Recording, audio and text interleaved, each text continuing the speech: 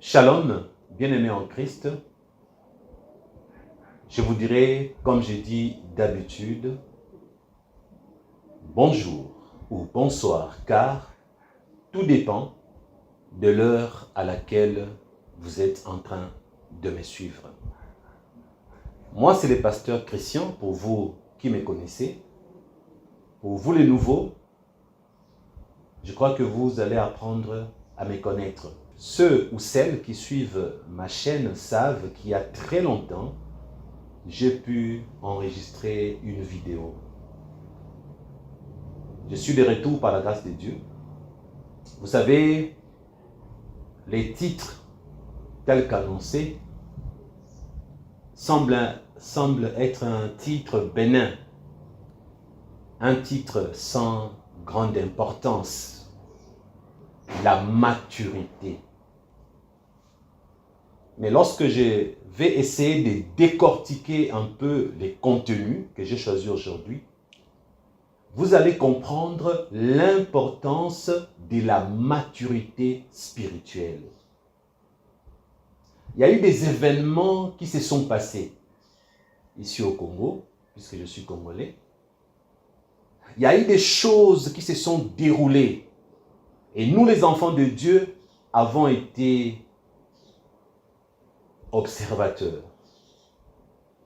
Avons vu certaines choses qui se sont passées au milieu des chrétiens de l'église corps de Christ.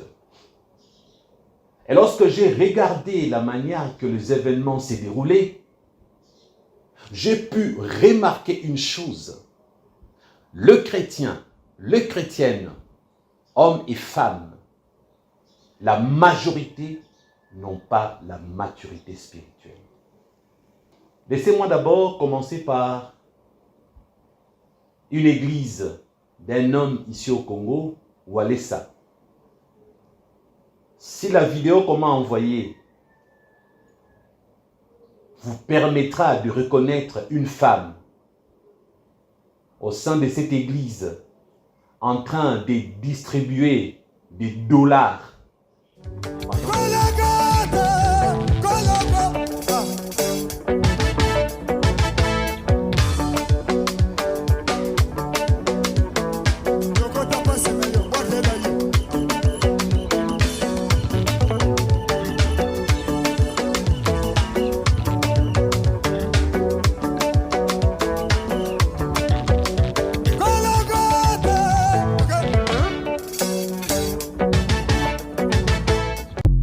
Cette femme, entre guillemets, femme d'un serviteur de Dieu, à l'église, elle est en train de distribuer de billets de dollars tout neufs.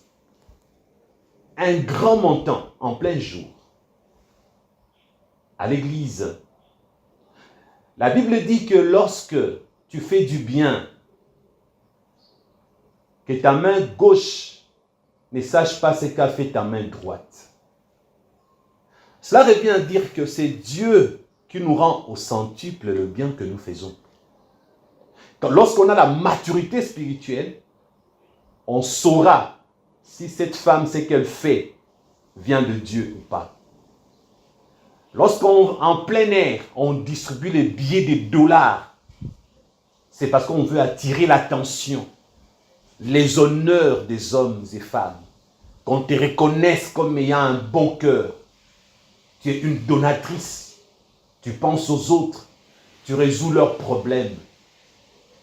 Frères et sœurs, j'aimerais vous dire, sans aller très loin, avec de la maturité spirituelle, le monde d'aujourd'hui est dirigé par le monde des ténèbres, comme la Bible dit. Le monde entier est sous la puissance du mal. Les faux serviteurs de Dieu aujourd'hui sont ceux qui ont de l'aura. Ce sont ceux-là qui attirent la foule, la quasi-totalité. Les vrais serviteurs de Dieu sont aujourd'hui à compter au bout du doigt. Ce qui revient à dire, avec de la magie, vous avez déjà écouté beaucoup de témoignages. Je n'ai plus le temps de revenir là-dessus. mais je peux évoquer le fait. Et vous savez que ce que je vais vous dire, vous le savez en avance, vous qui avez gobé les témoignages. Et vous savez très bien que la porte-monnaie magique existe. Et que le but d'une porte-monnaie magique n'est pas forcément de vous enrichir pour que vous deveniez riche.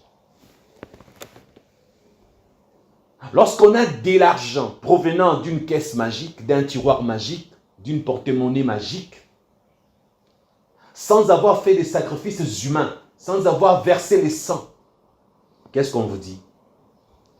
Distribuez cet argent gratuitement. Dépensez en 24 heures 10 000 $. Dépassez en 48 heures, par exemple, 30 000 $. Et les gens qui vont prendre votre argent seront capturés par les démons. Les gens qui accepteront votre argent seront possédés par les démons, sacrifiés si possible. Et lorsque cette femme a pris l'argent, elle se met à distribuer, vous pensez que c'est un bon cœur qu'elle a. La majorité d'hommes de Dieu aujourd'hui que je vous parle ont viré vers Satan, sont passés de l'autre côté. Lorsque vous avez de la maturité spirituelle, vous allez arrêter, vous le chrétien, de vous mettre ensemble comme font le mondain. Comme à l'époque où on était jeunes, il y avait un clan Wenge, BCBG, Maison Mère. Ceux de Werason se mettaient à critiquer ceux de Jibem Piana, disons de la musique congolaise, dite païenne. Ceux de Papa Wemba critiquaient ceux de Kofi. Ou alors, ceux de Kofi encourageaient, disaient Kofi c'est le meilleur. Ceux de Papa Wemba c'est les meilleurs. Aujourd'hui, nous voyons même des gens qui parlent de Macron. On le critique, Poutine, on l'adule. Et l'Église aujourd'hui a aussi ses stars. Les chrétiens, qu'est-ce qu'ils font? Ils choisissent un pasteur. Voilà ça. Et ils se mettent ensemble. C'est les meilleurs, c'est les meilleurs, c'est les meilleurs. On ne touche pas au roi de Dieu. Et c'est lui qui est en vogue actuellement. Marcelo Tounassi. Si quelqu'un ose dire quelque chose à l'envers, quelque chose, même si c'est vrai, qui ne cadre pas avec les ententes de fan club de Marcelo Tounassi, la personne devient à abattre. Ce n'est pas de la maturité, bien-aimé. Mon frère, ma soeur, toi et toi qui aimes l'homme de Dieu, Marcelo Tounassi, qu'il soit vrai ou faux, retiens une vérité biblique, retiens une réalité spirituelle. Cet homme, qu'il soit vrai ou faux, il n'a jamais donné sa vie pour toi. Il n'est pas mort à la croix pour toi. Même si c'est un vrai serviteur de Dieu, il n'est pas Jésus. S'il n'est pas Jésus, alors retiens, il n'est pas parfait. Et s'il n'est pas parfait, cela veut dire qu'il est aussi faible comme toi. Il a besoin de Jésus comme Seigneur et Sauveur comme toi. Il pêche comme toi. Il fait des gaz comme toi. Mais aujourd'hui, lorsque Satan essaye d'envoûter certains hommes et femmes, ils oublient que les hommes de Dieu, les femmes de Dieu, on dit les hommes, on ne dit pas les anges. Si ce sont des hommes, ils sont comme vous. Vous ne pouvez pas passer votre temps à aduler un homme de Dieu au point de les déifier, de les rendre spécial, extraordinaire, sous prétexte qu'il est mondialement connu. Il n'y a pas que lui qui est mondialement connu. Il y a Poutine qui est mieux connu, plus connu que lui. Ça ne fait pas de Poutine, les présidents russes, les meilleurs hommes du monde. Hitler Adolphe, déjà décédé, était populaire. La popularité n'est pas la preuve de la spiritualité ou de la maturité. La preuve, lorsqu'on est mature, on est chrétien mature, on regarde les choses avec réserve. On observe, on fait une analyse spirituelle, on se réserve. Tu peux bien aimer le pasteur chrétien que je suis, mais réserve-toi. Tu n'es pas en privé là où je suis. Tu n'es pas dans les coulisses des affaires que je traite. Tu ne sais pas ce que je fais lorsque personne n'est là. Aime-moi, mais réserve-toi. Mais aujourd'hui, lorsque vous devenez fan club d'un homme de Dieu, vous n'avez pas la maturité spirituelle. Votre vie spirituelle court un danger énorme. Parce que lorsque vous basculez vers le culte de la personnalité, vous ne vous rendrez pas compte de ce qui vous attendra après. Lui, Marcelo, même si on lui proposait par Dieu aujourd'hui de donner sa vie, de mourir pour vous sur une croix, il ne l'acceptera pas. Et même s'il fait semblant d'accepter, il ne sera pas à la hauteur. Parce que la Bible dit, personne ne fut trouvé digne. Personne. À part Jésus, l'agneau immolé de Dieu. Lorsque le cri de Dieu a été entendu, qui enverrai-je? Jésus a répondu, mais voici, envoie-moi. Personne ne fut trouvé digne d'ouvrir les livres. Malgré cela, dans son enveloppe de chair à Gethsémani, il a commencé à dire, peux-tu, Père, éloigner de moi cette coupe? Laissez-moi vous dire une chose. Même les hommes de Dieu, leur élévation ne prouve pas leur maturité spirituelle. Parce que ce n'est pas parce que tu as une grande église que tu es mature plus que tous les chrétiens. Il y a des chrétiens qui ont de la maturité spirituelle plus que même le pasteur de leurs églises. Voici le premier signe de manque de maturité de l'homme de Dieu, Marcelo Tounassi. Ma femme est morte d'une petite chirurgie, une petite opération chirurgicale. Quelle est cette petite opération dont on ne peut pas parler? Tu es un homme public. Si tu voulais la pleurer en privé, tu n'avais pas à chercher les caméras, le stade, la popularité. Tu n'avais qu'à le faire dans l'intimité. Si tu as cherché le stade, un endroit aussi grand, aussi ouvert, c'est parce que tu veux le monde, tu veux le caméra, tu as mis des écrans, parce que tu es un homme public. Qu'est-ce qu'on dit à propos des hommes publics? Ils n'ont pas de vie privée. Dans le sens où, même si tu t'es dit que tu as une vie privée, ceux qui sont dans ton intimité parleront toujours de ta vie privée qui ne sera plus privée. Pour faciliter la tâche, si tu as de la maturité, tu vas dire aux gens, c'était de l'appendicite. C'était un myome. Mais lorsque tu préfères taire la dite petite opération, parce qu'il n'y a pas de la maturité en toi, aussi grand que tu sois, pas de maturité. Vous voyez, frères et sœurs, c'est un homme de Dieu, comme vous et moi, des hommes, nous sommes des hommes, des femmes, des chrétiens, même des serviteurs, mais des humains. Arrêtez de penser que lui, il ne commet pas d'erreur, tout ce qu'il fait c'est bien, même dans son discours, même ce qu'il... Frère, il y a des erreurs. Là, lorsque nous les analysons avec la maturité spirituelle, une autre erreur de manque de maturité. Maman Blanche Tounassi, je présente mes condoléances à sa famille. Si son mari a oublié qu'elle fut tante, nièce, cousine, fille de quelqu'un, elle ne fut pas que femme de Marcelo. Elle fut femme de Marcelo, fille de sa mère et de son père, nièce, cousine, tante de beaucoup de gens. Lorsqu'on a vu la famille de cette femme commencer à se plaindre, nous n'avons su cela que dans les réseaux sociaux. Nous n'avons pas été impliqués dans le programme. Frères et sœurs, si c'est faux, gloire à Dieu. Et vous savez, il y a un adage qui dit, en Lingala, ma bougera pas mbaté. En français, il n'y a pas de fumée sans feu. Je clôt cette parenthèse, frères et sœurs. Les hommes de Dieu que nous sommes, nous faisons popo comme vous, passez-moi l'expression. Les hommes de Dieu que nous sommes, nous avons parfois de plus gros défauts que vous n'avez pas. Les hommes de Dieu que nous sommes, nous faisons parfois de péchés que vous haïssez, que vous détestez. Arrêtez de penser que nous sommes meilleurs que vous, que nous sommes plus matures que vous. Je répète, il y a des chrétiens qui ont de la maturité plus que beaucoup d'hommes de Dieu. Maintenant, essayons d'observer ce qui se passe. Vous avez vu la vidéo de cette femme. Regardez encore.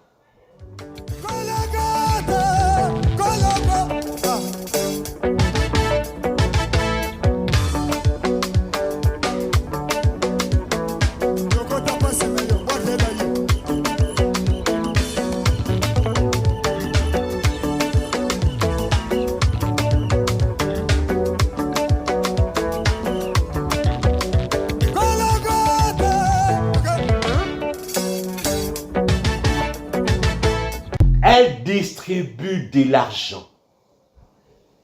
La personne qui m'a envoyé cette vidéo m'a dit, Pasteur Christian, je crois que cette femme a utilisé une porte-monnaie magique. Oui, c'est vrai. Je vous l'avoue. Ce n'est pas de cette manière qu'un vrai serviteur de Dieu, qu'une vraie servante de Dieu peut faire des dons aux gens. L'argent facile. Et toutes ces personnes qui ont pris cet argent, voilà ce qui va se passer. Ils vont acheter avec à manger, à boire, des bijoux, je ne sais quoi. Après un mois, accident de voiture. Après 2 mois, maladie grave. Après 4 ans, pas d'enfant, stérilité. Parce que si on ne te tue pas, par l'argent qu'on t'a donné, on a récupéré ta maternité, maman. Mon frère, si on ne te tue pas, par l'argent que tu as pris, on a bloqué ce que les Congolais et les autres Africains appellent ton étoile. L'expression n'est pas très biblique, mais essayons un peu de prendre le concept. Toute ta vie, tu vas être enchaîné. Tu seras bloqué. Tu seras esclave. Parce qu'un jour, tu as accepté un billet de 100 $ provenant d'une porte-monnaie magique. Si vous avez de la maturité spirituelle, frères et sœurs, vous allez vous gêner de penser que ce que vous voyez avec vos yeux n'est pas toujours la vérité. Vous allez confondre la réalité avec la fiction si vous n'avez pas de la maturité. Même le mondain dit, dis-moi avec qui tu es. Non, non, dis-moi qui tu fréquentes et je te dirai qui tu es. Même la Bible le dit, les mauvaises compagnies corrompent les bonnes mœurs. Regardez cette photo qui est affichée. Avant, cet autre homme que vous voyez sur la photo là, on disait prophète sataniste, tout le monde est sataniste. Et les gens adulaient. Non, l'autre là, c'était un vrai serviteur de Dieu. Aujourd'hui, les deux s'affichent ensemble. Maintenant, vous avez dit l'autre était sataniste, l'autre était vrai. Mais si aujourd'hui, le vrai et le faux se mettent ensemble, c'est un peu de me définir ça. Le vrai et le faux ensemble en train de rire, de sourire. C'est comme Satan et Dieu se mettent ensemble, ils font une réunion, ils font une photo, ils envoient dans le monde entier. Quel est le message qu'on véhicule ou que Dieu véhicule avec Satan en faisant cela? À vous de me répondre. Qu'est-ce que cette photo dit-elle? Après tout ce que vous avez entendu, tout ce que vous avez su. Arrêtez de faire confiance aveugle aux soi-disant hommes de Dieu, frères et sœurs, et ayez de la maturité spirituelle, s'il vous plaît. Maintenant, on va analyser spirituellement. J'aimerais vous dire, en vous donnant ma position, je ne peux pas vous dire si Marcelo Tounassi, aujourd'hui, est un vrai serviteur de Dieu ou un faux homme de Dieu. Je ne peux pas vous dire s'il est vrai ou s'il est faux. Parce que pour reconnaître un vrai, je dois en avoir des preuves. Pour déterminer un faux, je dois également avoir des preuves.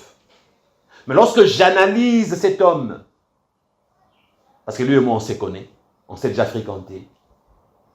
Je vois en lui les signes d'un vrai homme de Dieu. Mais je vois également le signe d'un faux.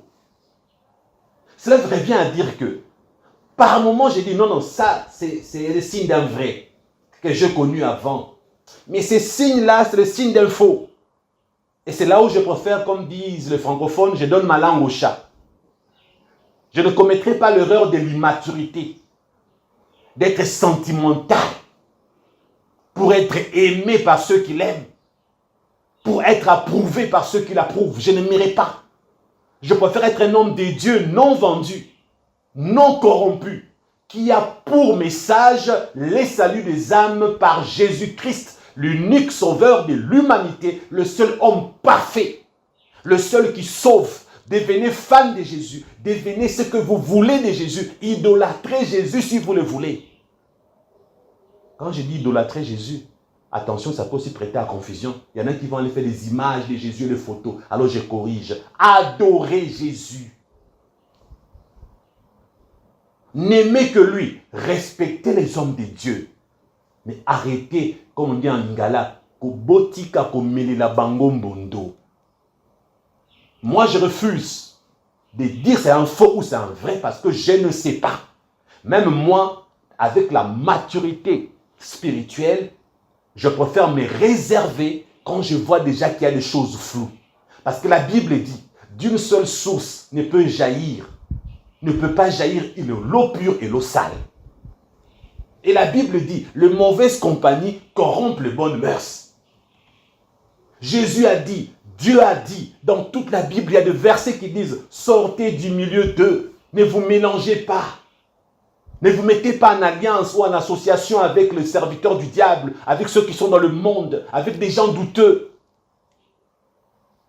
Je vais essayer, vous qui avez tellement défendu, c'est l'homme de Dieu, vous qui avez tellement défendu, il est bon, vous avez presque idolâtré, vous avez peut-être même pas su que vous avez tellement aimé cet homme que vous avez fermé les yeux sur certaines réalités, des témoignages que vous avez déjà écoutés. Je vais alors revenir sur certains aspects.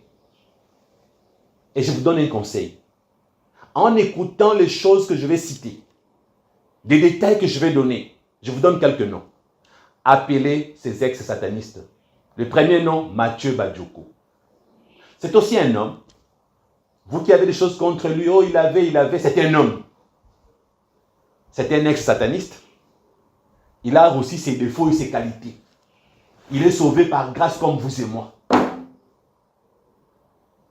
Il y en a d'autres que vous connaissez que moi je ne connais pas. Je sais d'abord celui-là parce que je le connais. Appelez encore d'autres que vous connaissez. Ceux qui ont touché les fétiches, ceux qui ont été avec Satan et qui se sont convertis. Demandez-leur ce que je vais vous dire maintenant, si c'est vrai ou c'est faux. Pasteur Christian vous dit ceci. Si nous regardons les circonstances, la manière que se sont déroulées, tout ce qui s'est passé concernant la mort de Maman Blanche, beaucoup de choses restent avec des points d'interrogation. Parce que lorsqu'on sacrifie quelqu'un par le sorcier en utilisant la magie noire, le principe satanique est le suivant. Faites de sorte que les humains aient les preuves scientifiques que celui que vous voulez tuer est réellement mort. Si c'est un homme, il est réellement mort. Si c'est une femme, elle est réellement morte. Et que scientifiquement, qu'il y ait de preuves de son décès. C'est un premier principe pour ceux qui sacrifient. Ainsi dit, ceux qui vont te tuer vont faire ce qu'on appelle une programmation de ta mort. Ils vont décider par noyade, ou alors par chirurgie arrêt cardiaque, ou alors par accident de voiture, ou alors mort subite. Dès qu'ils choisissent, ils vont faire de sorte que si tu vas mourir par mort subite, qu'il y ait des témoins qui seront là pour constater que tu es en train de mourir. On t'amène à l'hôpital et le docteur va déclarer « Vous avez amené un cadavre, il a fait un arrêt cardiaque, mort subite ». Si c'est à l'hôpital, on prendra des signes vitaux, il y aura toutes les preuves scientifiques. Et dès que cette partie est terminée, à vrai dire, la personne sacrifiée n'est pas encore morte. Il reste un grand problème. Il y a un démon, je vous en ai déjà parlé. On lui donne un nom par défaut, l'hypnose ou hypnose. Son travail est d'endormir le cadavre. Non, je corrige. Son travail, bon, il n'est pas seul, il est aussi là un groupe des autres. Vous entendrez plusieurs noms. Moi, je vous prends un nom, j'ai pris un nom par défaut. Je l'appelle hypnose. Ça, c'est moi qui l'appelle comme ça. Son travail avec les autres démons qui sont à son service est de faire de sorte que la personne qu'on veut tuer paraisse vraiment cadavre aux yeux des humains. Mais à vrai dire, la personne n'est pas morte. On va l'endormir. D'autres ex-satanistes vous diront que ces démons-là sont des démons docteurs, si vous voulez. Maintenant, dès qu'on fait dormir, un peu comme vous prenez la chirurgie normale dans un hôpital, on prend l'anesthésie, on vous endort. Lorsqu'on vous endort, on peut disséquer votre corps, comme le font souvent le médecin légiste. Vous ne sentirez rien parce que le produit vous a fait endormir profondément. Vous n'aurez aucune douleur. Mais après, on finira par vous réveiller. C'est la personne qui vous a endormi qui va décider quand vous réveillez. S'il veut prolonger un peu, il va prolonger. Tout après avoir étudié tout le paramètre de sa connaissance sur l'anesthésie pour que vous ne puissiez pas mourir. À part erreur médicale. Maintenant, pour ces démons, lorsqu'ils vous font dormir, il y a un délai. S'ils vous ont fait dormir pour 1 semaine, alors la 3e étape sera, il faut que vous soyez enterré avant le délai d'1 semaine, par exemple le 6e jour. Parce que dès que le 7e jour va arriver, si votre corps est quelque part en public, les gens vont voir un cadavre qui se réveille. Pour éviter, il y aura un complice parmi les gens qui tuent, qui ont programmé ces morts, ou la mort de cette personne. Il y aura un complice au niveau de la famille, au niveau, bref, parmi les proches. Quelqu'un qui va influer, quelqu'un qui aura son mot à dire, qui va faire de sorte que ces cadavres-là doivent être enterrés avant le 7e jour. Si tu as été, ils ont choisi 2 semaines, alors ils vont faire de sorte que tu sois enterré avant 2 semaines. Si on t'a endormi pour 1 mois, ils feront de sorte que tu sois enterré aussi avant 1 mois. Peu importe, les délais doivent être choisis par ceux qui te sacrifient. Le premier signe très suspect, lorsque cette femme servante de Dieu est morte, c'est la rapidité de ses obsèques.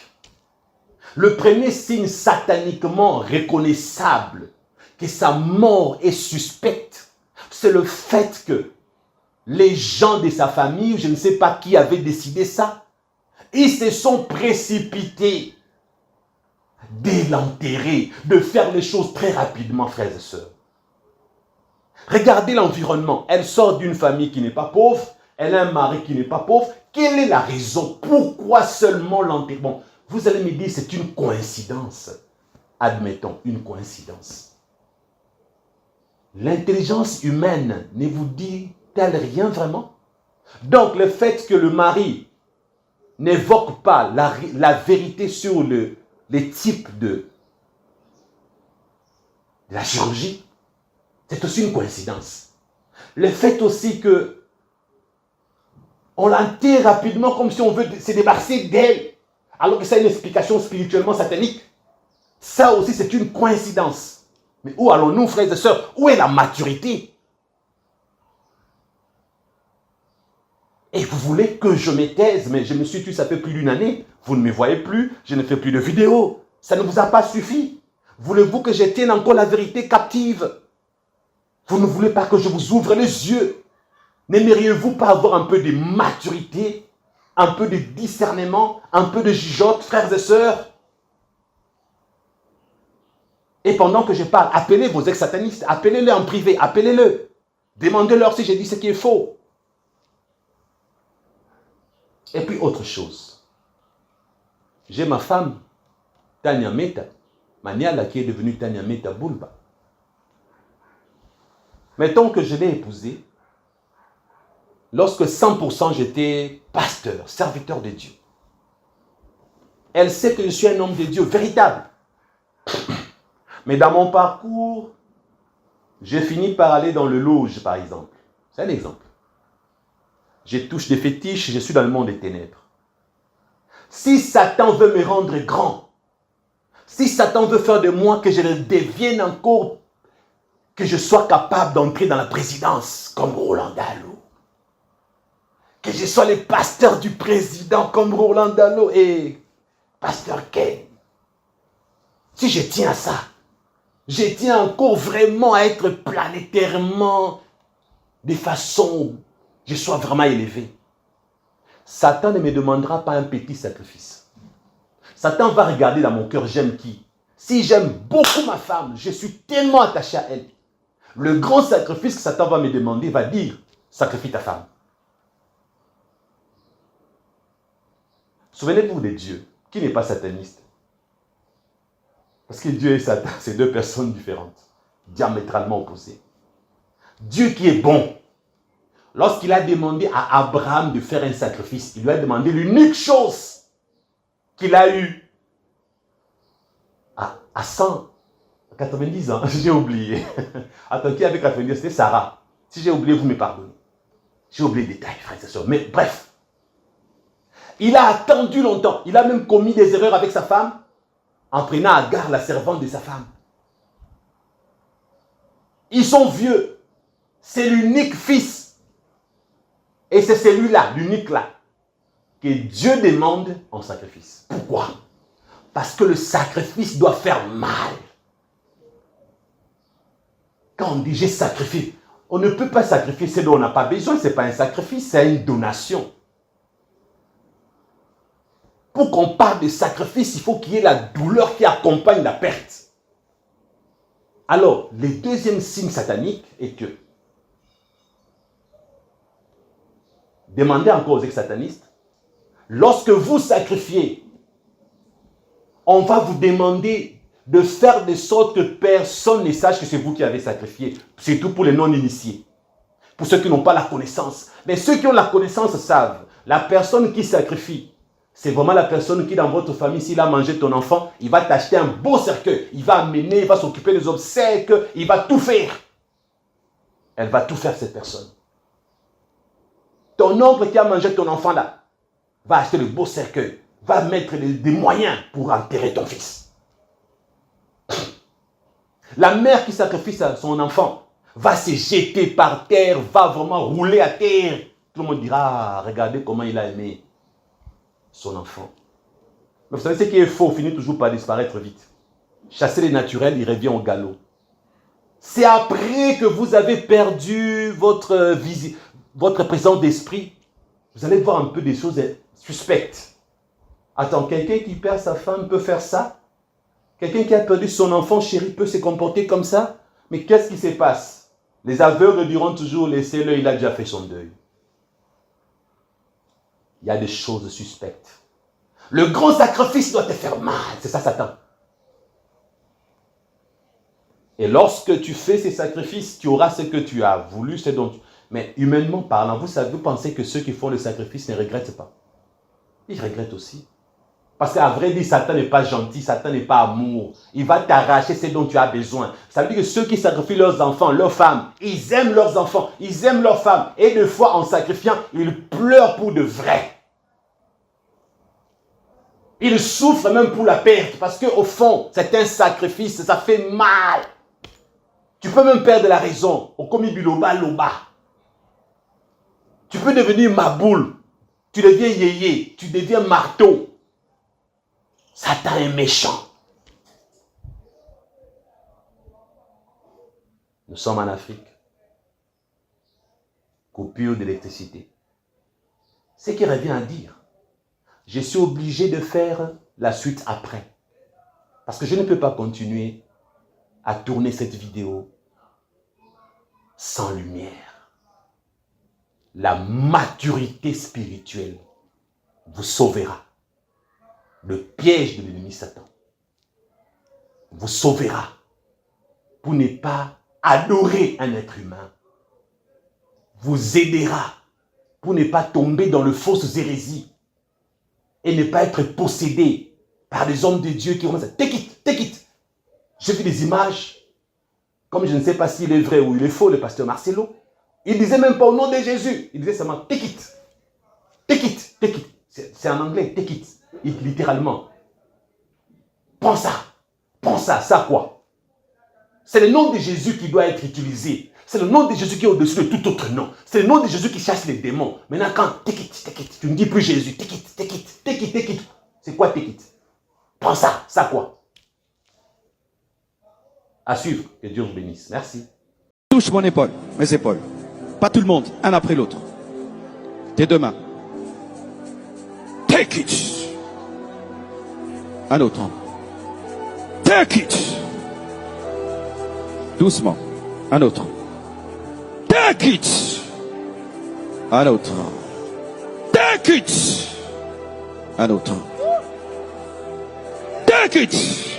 Un autre. Take it. Un autre. Take it. Touche. Take it. Touche. Take it. Touche. Take it. Touche. Take it. Touche. Take it. Take it. Touche. Take it. Viens, touche. Take. Touche. Take it. C'est déjà plus de 10, n'est-ce pas?